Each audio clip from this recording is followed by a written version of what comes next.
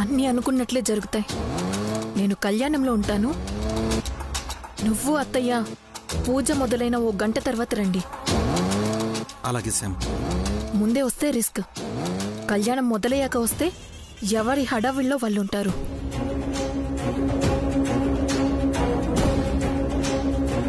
Okay Sam. అంత అమాయకంగా నేను మాత్రం ఎందుకు వస్తాను చెప్పు? ఇదే మంచి అవకాశం సిద్ధు. ఇంట్లో అందరి బంగారం మన కోసం ఎదురు చూస్తూ ఉంది. ఎట్టి పరిస్థితుల్లోనూ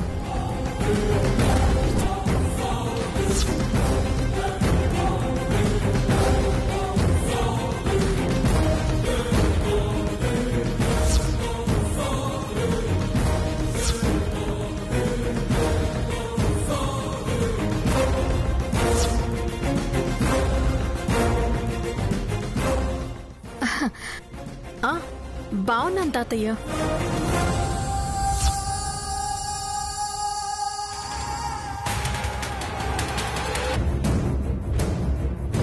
ఏంటి కళ్యాణి అలా చూస్తున్నావు?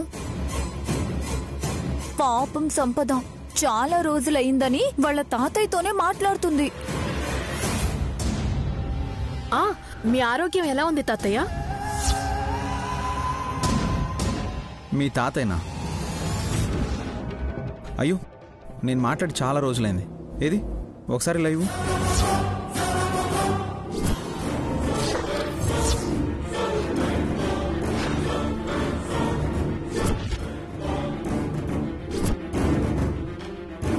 మాట్లాడుతుంది మీ తాతయ్యతోనే కదా, ఇవ్వు.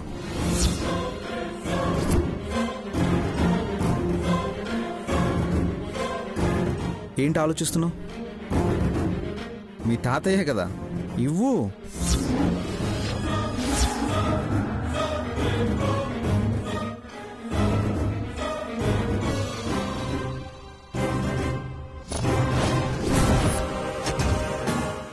ఇవ్వు సంపద.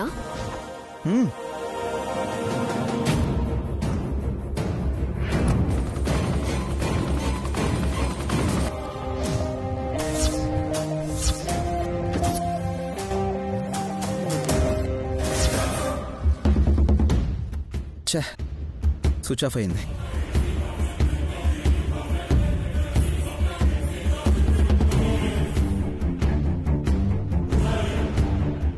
అదృష్టం అప్పుడప్పుడు కొందరికలా కలిసొస్తుంది ఆఫీసర్. పదండి, రేపు కళ్యాణం జరిపించాలి.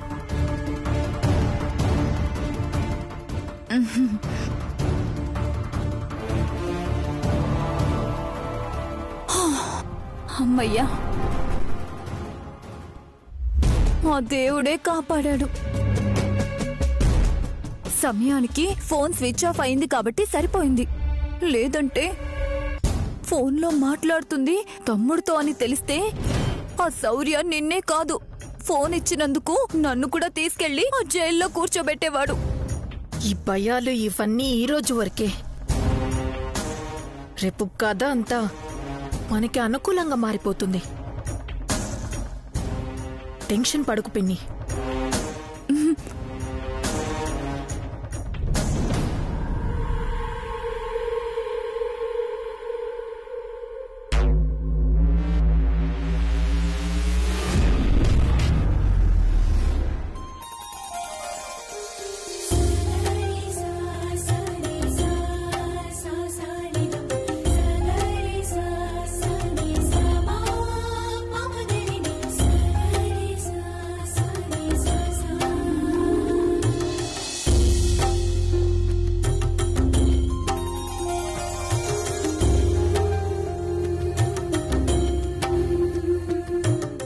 బాజీ, ఇంకా కడుతూనే ఉన్నావేమిట్రా? కట్టే కట్టే, త్వరగా కట్టే. అయిపోయిందమ్మగారు, పూజారి గారు రావటమే ఆలస్యం. అవును, పిల్లలు ఇంకా సిద్ధం కాలేదా? అవుతున్నారమ్మా, వచ్చేస్తారు. రాత్రంతా నిద్రపోయినట్లేదు, కాసేపు పడుకోవాల్సింది కదా. రోజూ పోయి నిద్రే కదమ్మా. పండగ పూట అందరూ పూజ చేస్తూ ఉంటే నేను నిద్రపోతే ఏం బాగుంటుంది?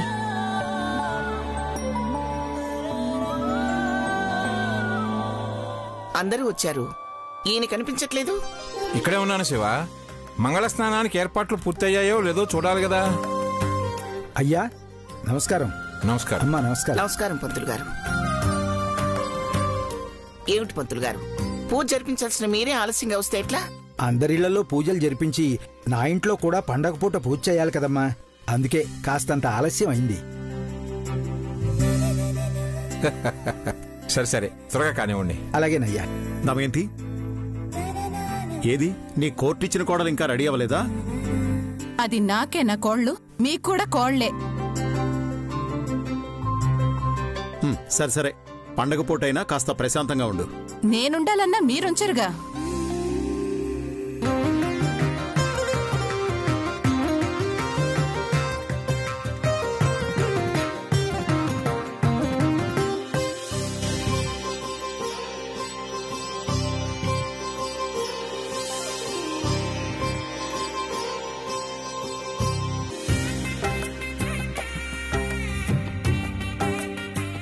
అది నా మనవడు చూడు ఎలా తయారయ్యాడు.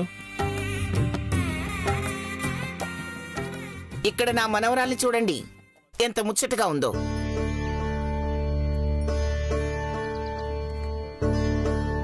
కళ్యాణి బాగానే తయారైంది. ఈ ముచ్చుమొహం ఎలా తయారైందో.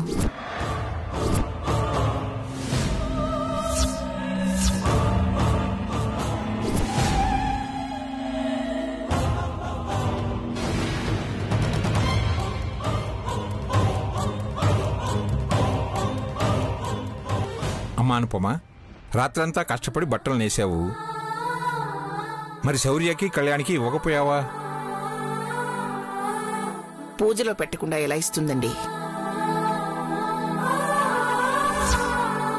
పూజ ప్రారంభించిన పంతులు గారు. అలాగేనమ్మా.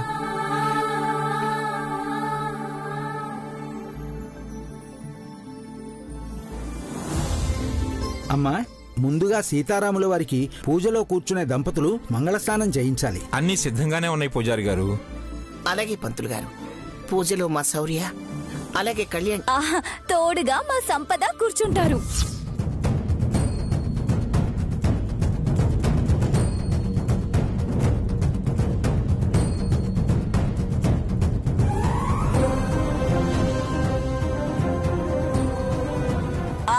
అంతే కదండి, భార్యాభర్తలు వాళ్లే కాబట్టి మంగళ స్నానాలు చేయించేది వాళ్లే, ఆ పూజలో కూర్చోవాల్సింది కూడా వాళ్లే కదా. ఏం పల్లవి, తమాషాగా ఉందా? పూజలో నా మనవరాలు కళ్యాణి కూర్చుంటుంది.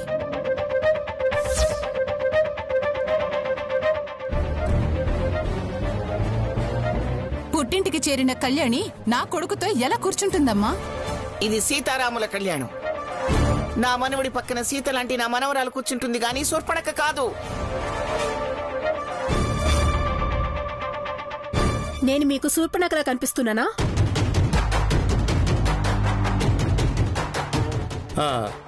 ఏదో పోలిక బాగుంటుందని అత్తయ్య గారు వాడారు కానీ నువ్వు శూర్పణఖేంటి? అసలు నీ ముందు తనే సరిపోతుంది చెప్పు.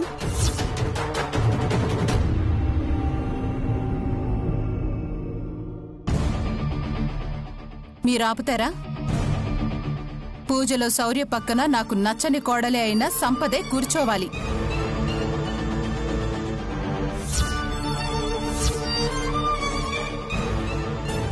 అది జరగదు. అమ్మా, ఏంటమ్మా ఇది? మంగళ స్నానాల దగ్గరే ఎవరు చేయించాలని గొడవ పడుతున్నారు?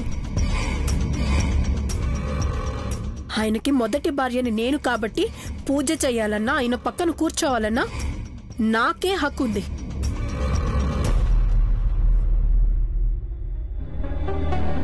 నువ్వు కూర్చోడానికి నేను ఒప్పుకోను. నీ మనవరాలు కూర్చోడానికి నేను ఒప్పుకోనమ్మా. అమ్మా, త్వరగా ఒక నిర్ణయానికి రండమ్మా, పూజ జరిపించాలి, ఆలస్యం అవుతోంది. అంతగా కావాలి అంటే కళ్యాణి వద్దు, సంపద వద్దు. ఇంట్లో ఇన్ని జంటలున్నాయి, మాలో ఎవరైనా కూర్చుంటాం. ఇదిగో, ఇలా మీరందరూ కలిసి నన్ను ఆ జనంలో కూర్చోబెట్టాలని చూస్తే నేను మళ్ళీ కోర్టుకు వెళ్తాను.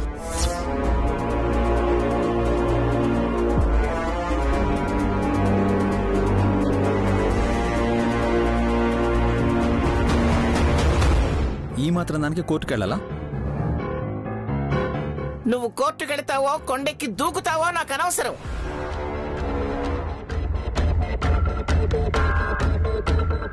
ఇంత మంచి కార్యక్రమంలో నా మనవడి పక్కన నా మనవరాలే కూర్చుంటుంది, కూర్చోవాలి.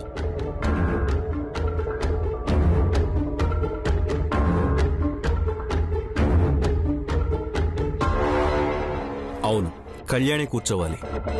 కళ్యాణి కూర్చుంటుందని నేను చెప్పిన తర్వాత కూడా కాదని ఎవరంటారో నేను చూస్తాను.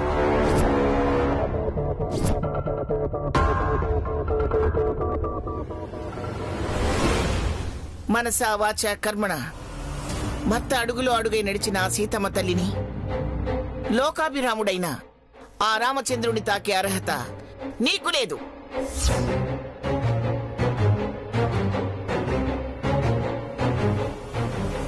అలాంటిది మంగళ స్నానం చేయించి పూజలో కూర్చుంటావా? అమ్మా, త్వరగా తమరందరూ ఒక నిర్ణయానికి రండమ్మా. కళ్యాణం జరిపించడానికి ఎవరైనా సరే పుణ్య దంపతులైతే చాలు. సీతారాముల కళ్యాణం జరిపించే అర్హత శౌర్యకి నా మనవరాలు కళ్యాణికి మాత్రమే ఉంది.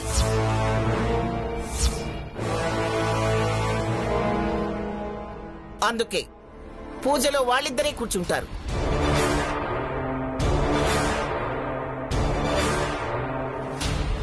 అందులో మరో మాటే లేదు. ఈ ఇంట్లో ఇంకెవరు మాట్లాడినా చెల్లదు.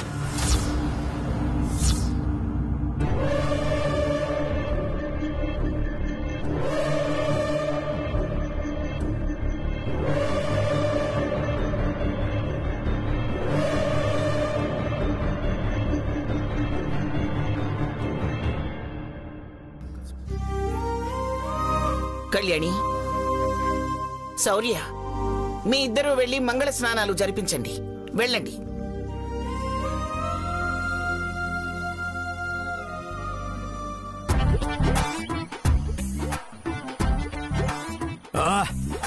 స్టార్ట్ అవ్వవే.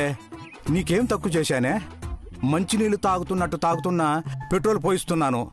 పెళ్ళాం పుట్టింటికి పోయినట్టు వారానికి ఒకసారి షెడ్యూకి పోవాలంటే పంపిస్తున్నాను. ఇంకా ఏం చేయాలి? పెళ్ళాన్ని వదిలేసి రెండో పెళ్ళాన్ని తెచ్చుకున్నట్టు ఇంకో బండి కొనడం తప్ప.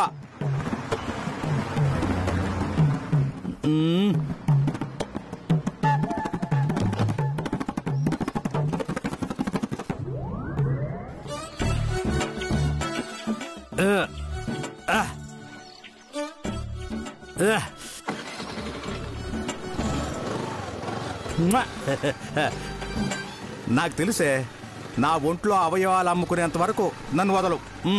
పద, కోర్టు వరకు పదాము.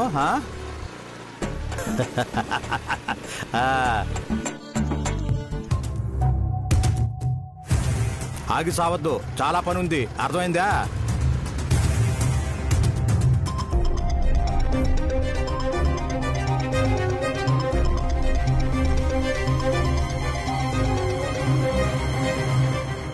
హలో హలో, క్షుణారావు గారు, నమస్తే అండి. ఎక్కడున్నారు? ఇప్పుడే బండిని బతిమాలుకొని కోర్టు వెళ్తున్నానమ్మా. కోర్టుకి తర్వాత వెళ్దూరు కానీ ఇక్కడ కళ్యాణం జరుగుతుంది. త్వరగా వస్తే ఇక్కడ ఏం జరుగుతుందో మీ కళ్ళారా మీరే చూద్దురు. కానీ ఏమైందమ్మా? అక్కడ నీకు రాచమర్యాదలు బాగానే జరుగుతున్నాయి కదా. ఆ రాచమర్యాదలే చూద్దురు కానీ రండి. మా రా అనగానే రాలేనమ్మా. ముందు కోర్టుకు వెళ్ళి ఓ సంతకం చేయాలి. పైగా 2 రోజుల్లో మీ కేసుకు సంబంధించిన ఫైలు కోర్టుకు సబ్మిట్ చేయాలి. అదే, ఆ సబ్మిట్ చేయటానికి ఈ కళ్యాణంలో కూడా మీకు చాలా విలువైన సమాచారం దొరుకుతుంది. అక్కడికి వచ్చి మీ వాళ్ళ ప్రేమను చూసి కన్నీళ్లు పెట్టుకోవడం తప్ప చేసేదేముందమ్మా? అయినా నువ్వు పిలుస్తున్నా కాబట్టి తప్పకుండా వస్తానమ్మా. ఆలస్యం అయిపోయింది, ఉంటానమ్మా.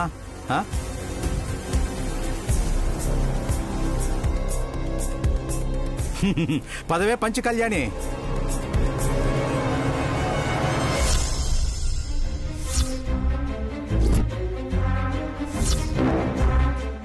ఏంటి సంపద ఇది?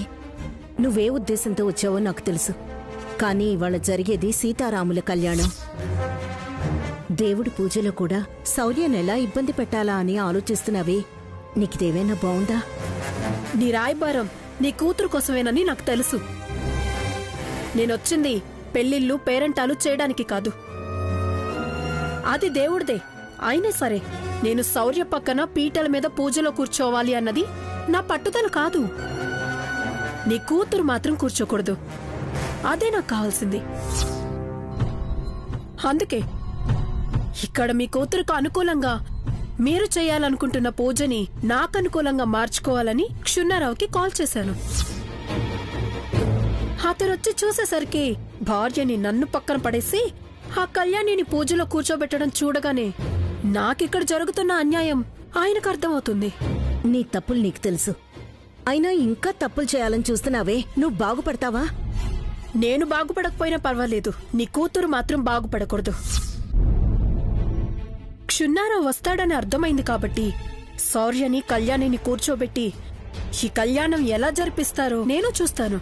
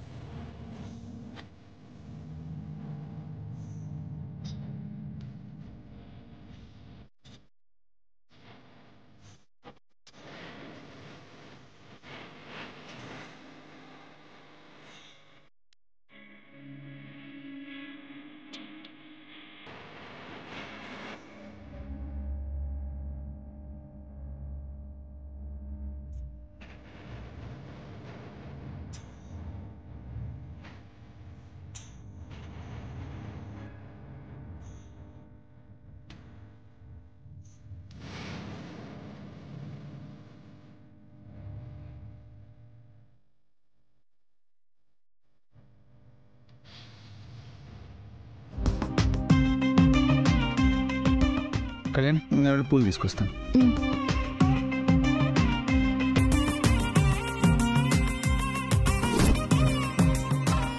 ఈరోజు మీ అందరి నిజస్వరూపం ఆ క్షున్నారావు దగ్గర బయటపడుతుండలే.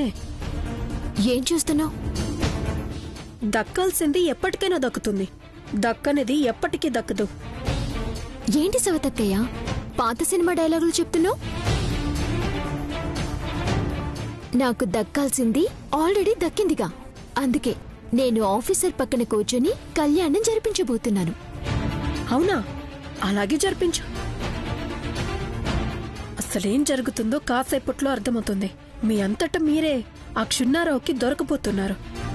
ఏంటి ఏవో మైండ్ వాయిస్లు వినిపిస్తున్నాయి? ఏంటి సవతక్కయ్య ఎప్పట్లా వీడియోలు తీద్దామని ప్లాన్ చేస్తున్నావా? ఆల్రెడీ నువ్వు తీసిన వీడియోలన్నీ డిలీట్ చేశానుగా. అలాగే నీ ఫోన్లో వీడియో తీసే ఆప్షన్ లేకుండా సెట్ చేశాను. నన్ను మరీ అంత తక్కువ అంచనా వేస్తే ఎలా చెప్పు? నువ్వు 4G జనరేషన్ అయితే నేను 5G జనరేషన్. కరెంటు పోతే పనికిరాని టెక్నాలజీదేముందులే. నువ్వు శౌర్య పక్కన కూర్చొని ఈ కళ్యాణం జరిపించగలవు అన్న నమ్మకం నాకైతే లేదు. ఏమైనా జరగచ్చు.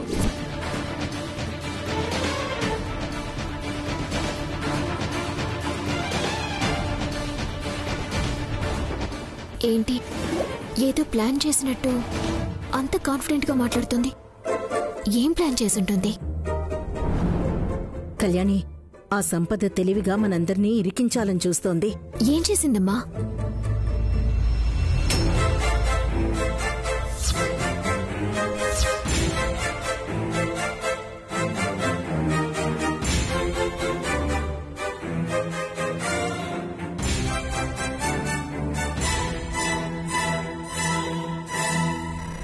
ఆ క్షున్నారావు కంటికి సంపదకి మనం అన్యాయం చేస్తున్నట్టు కనిపించామా మొత్తం తేడా వస్తుంది. అందుకే మనం ఏదో ఒకటి చేయాలి.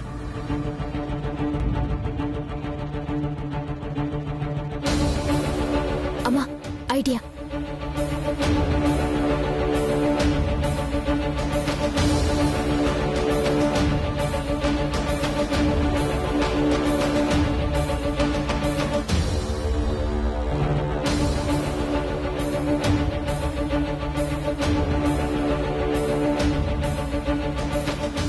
వెరీ గుడ్ కళ్యాణి, చాలా మంచి ఐడియా ఇది.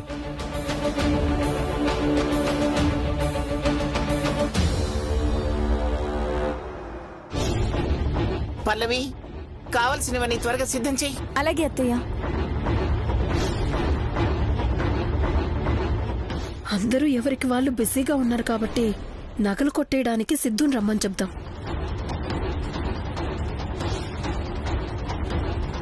ఆ కళ్యాణి ఇంకా ఏమేం సెట్ చేసిందో ఎందుకులే, అనవసరంగా దొరికిపోతాం.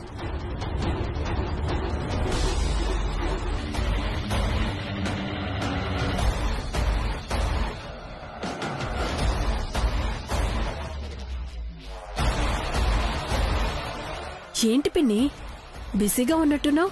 అవును, జీతం లేని పని మనిషిని కదమ్మా, ఎప్పుడూ బిజీగానే ఉంటాను. నా ఫోన్లో కాల్ చేసే అవకాశం లేదు. సిద్ధు ఎక్కడున్నాడో కనుక్కోవాలి పిన్ని. ఏదో కొత్త నంబర్, సిద్ధునే చేస్తున్నాడేమో. ఒక్క నిమిషం పిన్ని.